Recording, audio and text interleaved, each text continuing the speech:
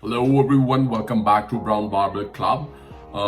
Today is week 2, day 1 of Calgary Barbell 8-week program. As you guys know that we are maintaining the vlogs for every week of this Calgary Barbell 8-week program. So after 9 weeks, we can have a mock meet and see how much we have accumulated on our total. So I think it will be a good idea, so make sure you follow along. If you are new here, quick intro, we are two brothers. We post videos about our training mentality, garage gym, first competition for strongman and powerlifting. So make sure you click that subscribe button. Really appreciate the support. Another thing before we head to the gym, I just want to say thank you to everyone who is commenting under the videos and sharing the videos for us.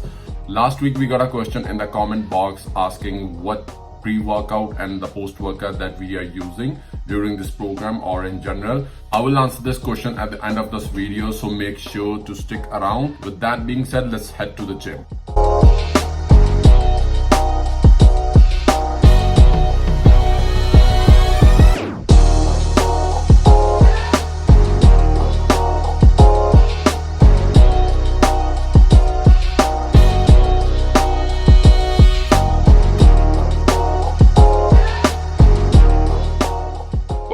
Well, day 1.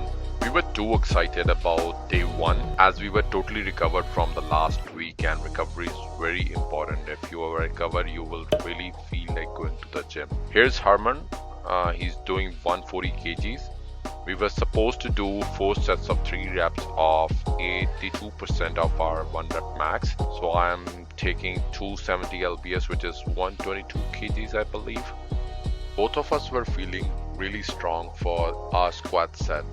The first reason for this is of course recovery from the last week, but the second reason here is the gradual increase from the last week.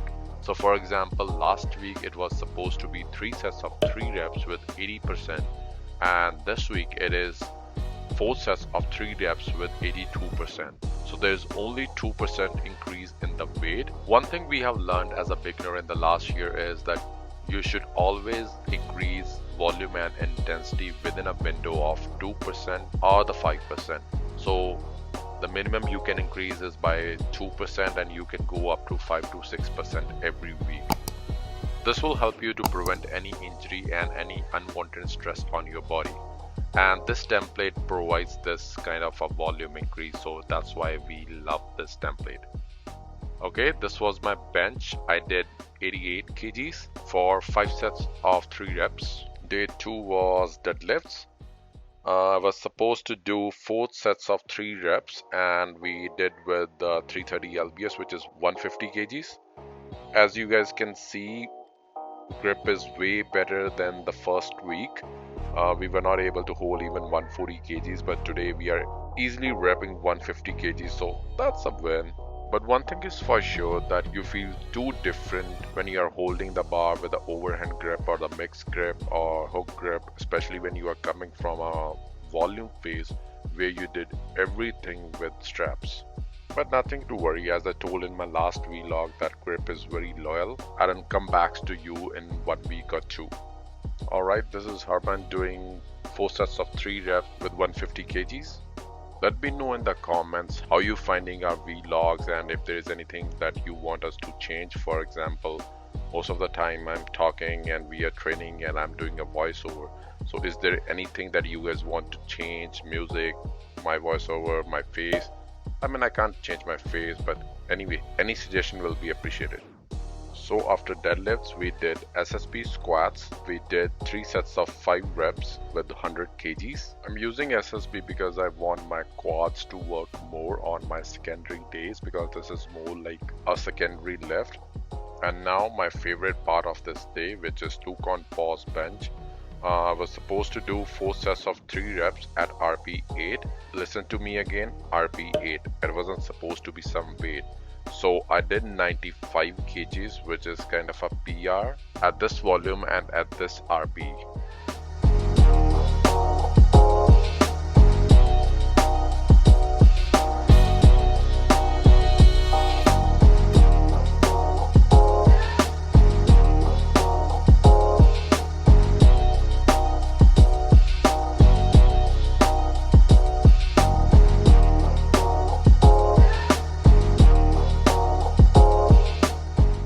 Day 3 is a squat variation. So in our squat variation, we have 2 count pause, 5 sets of 3 reps at RP 8. Again, it's a RP set, so we have to make sure that we are hitting a certain RP. So I did 120 kgs.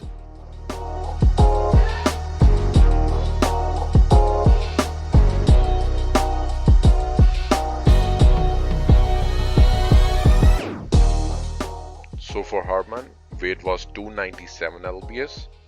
You guys must remember from the first vlog that Herman started his week 1 with 3 sets of 3 reps with 300 lbs. And in the second week, Herman is repping almost 300 lbs but with a 2 count pause at RP8, which is cool. I believe this program is working. What do you think?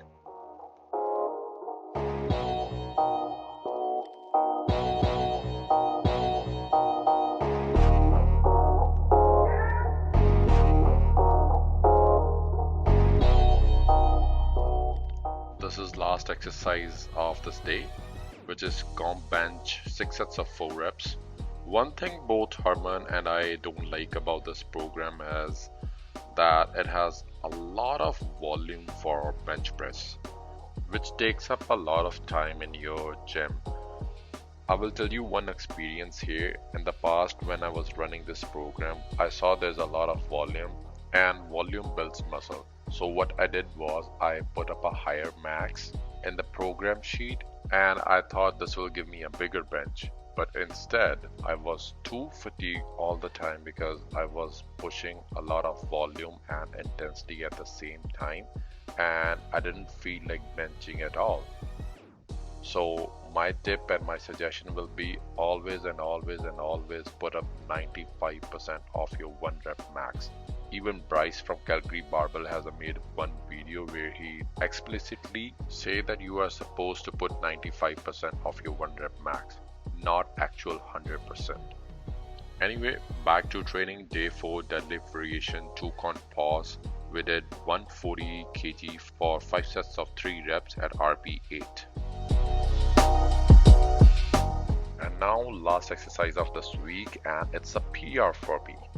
I was supposed to hit RP 10, so what I did was I slammed 80 kgs, but then I realized I've already done 3 sets of 12 at RP 10.